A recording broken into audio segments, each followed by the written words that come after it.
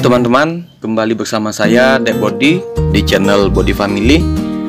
Kali ini kita akan membahas seputar penyayatan terhadap bonsai kelapa atau pelepah bonsai kelapa. Yang pertama adalah cara penyayatan untuk mendapatkan pelepah yang merenggang dan membukakan celah bagi pelepah selanjutnya untuk mekar dan tumbuh ke samping. Sekaligus saya akan mengajak teman-teman untuk membahas cara dan kapan sih waktu yang tepat untuk kita melakukan sayat tapis atau selaput tipis ya pada bagian teratas ya, di tempat tunas yang paling mudah tumbuh ya, di bagian ini ya. Tapi sebelumnya saya ucapkan terima kasih bagi teman-teman yang sudah selalu support channel ini, dan bagi teman-teman yang baru hadir, mohon supportnya, tekan tombol like, subscribe, dan nyalakan lonceng, dan mohon di share ke media sosial teman-teman semua. Tanpa berlama-lama, ayo kita mulai saja.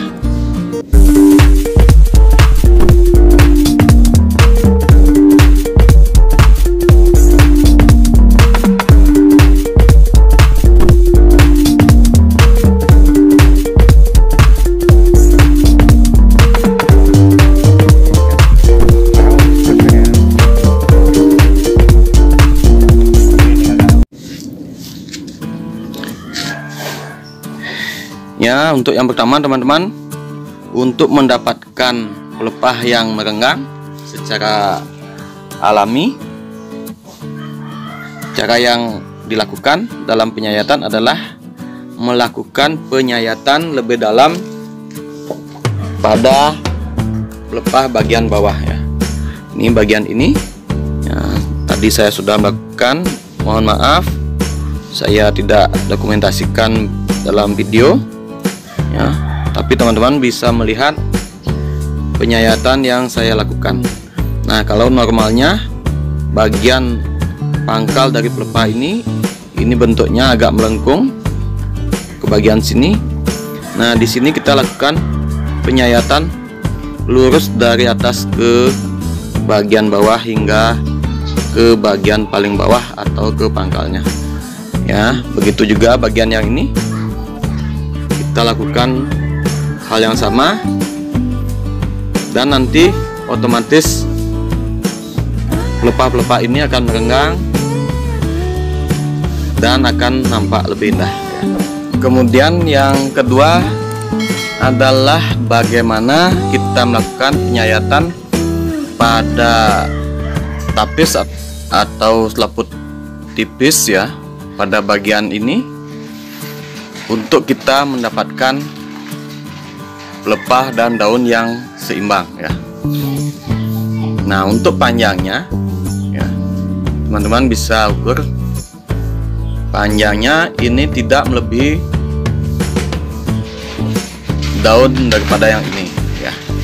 Kalau ini melewati ya, ini lewat ke atas, otomatis nanti pelepah yang akan muncul, yang akan tumbuh, lebih panjang dari pelepah yang sebelumnya, pelepah dan daun sebelumnya, sehingga kita harus melakukan penyayatan pada waktu yang pas ya teman-teman ya.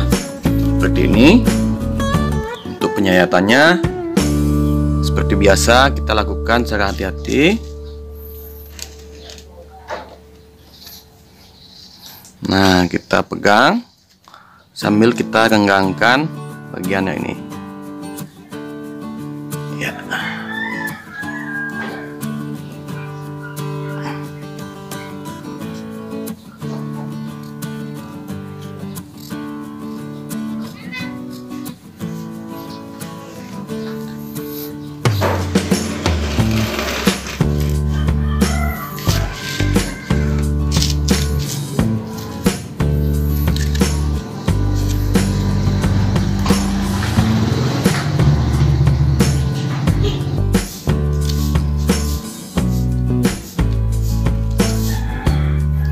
Ya, di bagian yang ini kita juga melakukan penyayatan yang sama.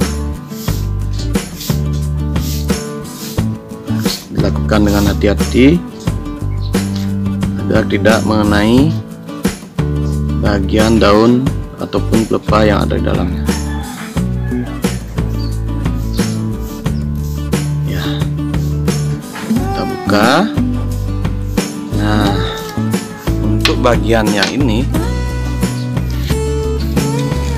kita lihat dari sisi yang lain. Nah,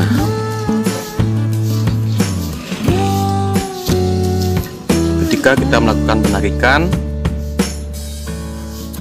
kita tidak perlu atau jangan melakukan sampai ke bagian yang terlalu di pangkal ya, terlalu ke bawah.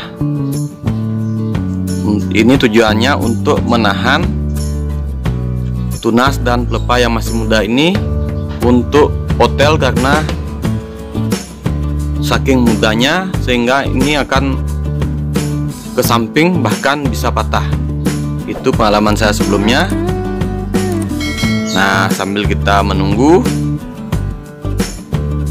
tunas ini lebih tua, tumbuh lebih tua, kita lakukan penarikan sedikit demi sedikit. Setelah 2 hari kita bisa lakukan penarikan 2 cm ke bawah, begitu juga selanjutnya.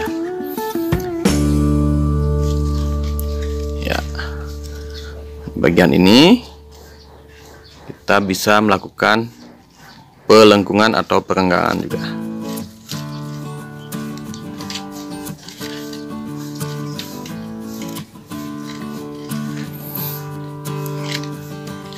Ya, perlu diketahui bonsai kelapa adalah salah satu tanaman yang bahannya mudah didapat, namun untuk cara perawatannya memerlukan ketelitian dan kesinambungan ya.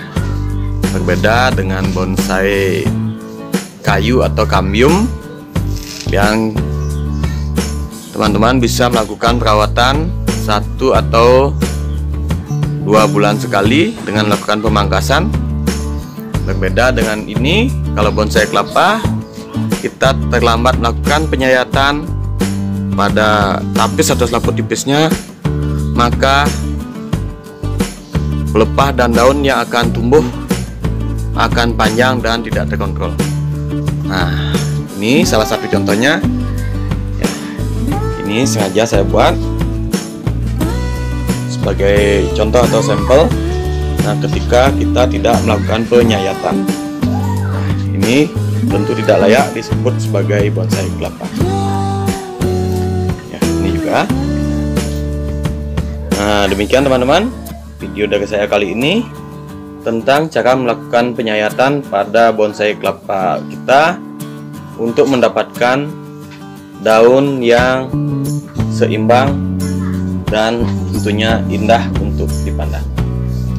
Semoga video ini bermanfaat. Terima kasih. Salam satu hobi.